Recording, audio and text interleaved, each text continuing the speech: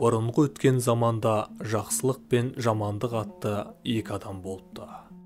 Бір күні жамандық жаяу жүріп келе жатса, артынан бір атты кісі жетіпті. Екеуі жөн сұрасып, қайда бара жатқанын білісіпті. Ол келген жақсылық екен. Сонда жамандық тұрып: «Жақсылық, сен мені артыңа мінгестіре кетші», депті. Жақсылық: «Олай болса, сен қазір мына атқа мін де, біраз жер жүріп барып түсіп, атыңды байла да, өзің жаяу кете бер.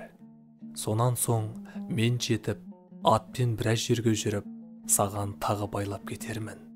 Сөйтіп баратын жерімізге кезек мініп жетейік. Екеуміз мінгессек, атқа қиын соғар», депті. Сонан соң жамандық атқа мініп алып, сол кеткеннен жақсылықты есіне алмастан кете беріпті. Жақсылық шаршап, арып ашып, кешке жақын бір күркеге келеді. Ішіне кірсе жан жоқ. Бірақ ортада бір үлкен қазан асулы тұр екен. «Айдалада қайнап тұрған не қылған тамақ, дәм татайын», деп бір саусағының ұшын батырып, дәм татады да күрке төбесіне шығып жатады. Бір уақытта қасқыр, түлкі, арыстан үшеуі келіп күркеге кіріпті. Түлкі тамақты көре сала: «Ойбай, мына тамақтан біреу жепті», деп байбалам салады. Қасқыр мен арыстан екеуі: «Кім жеуші еді? Адам келетін жер ме бұл жер?» деп кейіген соң түлкі сөзді доғарып, үшеуі отырып, тамақ ішіп, әңгімеге кіріседі.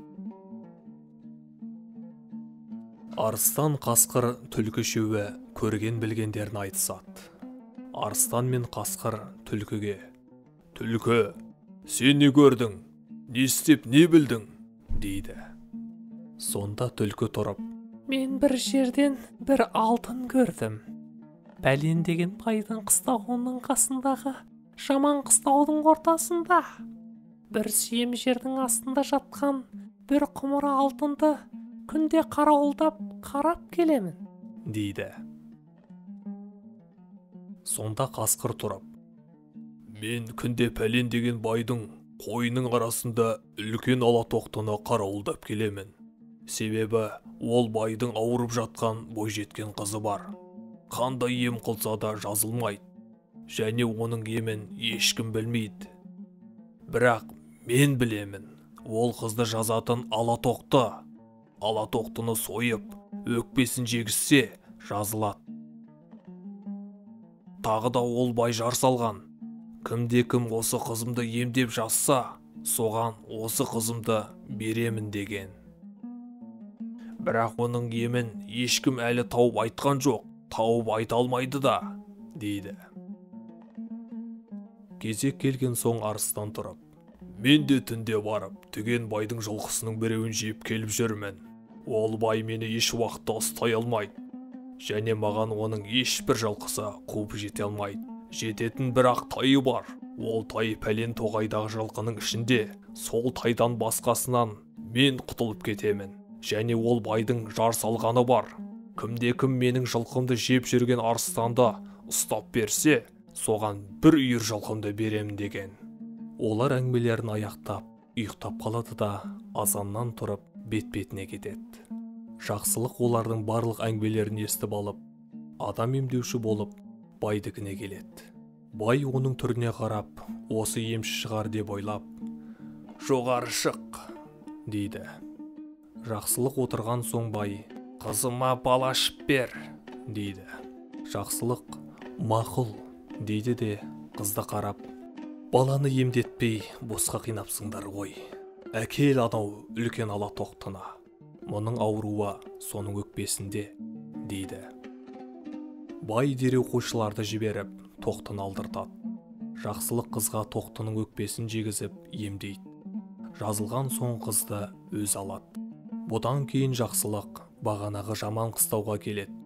Қораның ортасын бір сүйемдей қазса, бір құмыра алтын шығады.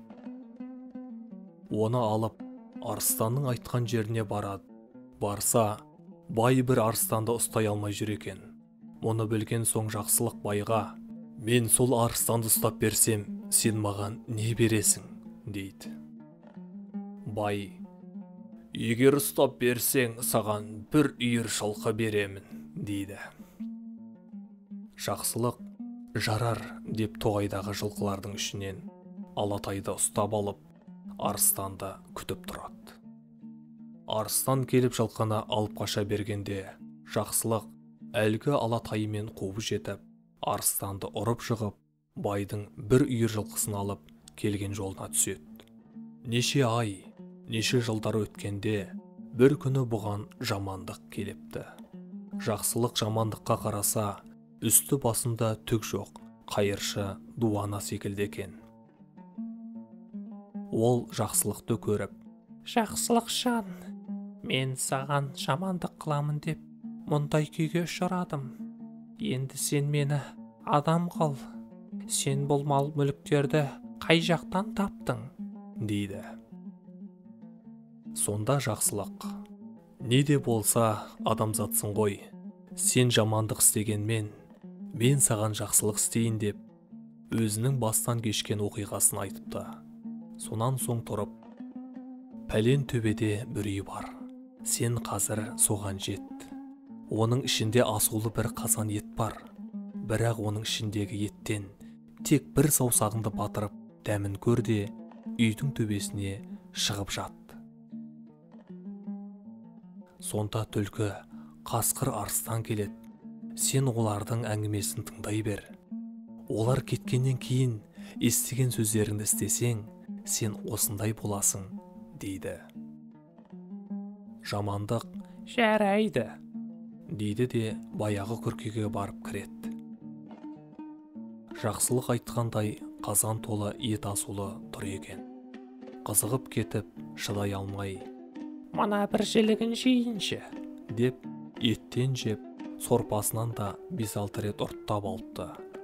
Сөйтіпті де үйдің төбесіне шығып жатыпты. Бір уақытта түлкі, арыстан, қасқыр үшеуі күркеге кіреді. Түлкі тамақты көре сала: «Ойбай, мына еттің тоқпақ жілігі жоқ, омыртқасы жоқ, сорпасы жоқ. Біреу жепті», дейді. Оған арыстан мен қасқыр: «Кім жеуші еді? Бұл жерге адам келуші ме еді?» деп көнбейді. «Жоқ, бір бәле бар, мен түс көрейінші», деп түлкі жата қалыпты да, аздан соң қайта тұрып: «Осы күрке үстіне шығайықшы, сонда бір бәле бар сияқты», депті. Бұл сөзін қасқыр мен арыстан да мақұл көріп, түлкі төбеге шықса, жамандық жатыр екен. Үшеуі жамандықты бас салып жеп қойыпты. Сөйтіп, жақсылық жақсылығынан өмір сүріп, мұрат мақсатына жетіпті. Жамандық жамандығынан ит құсқа жем болыпты.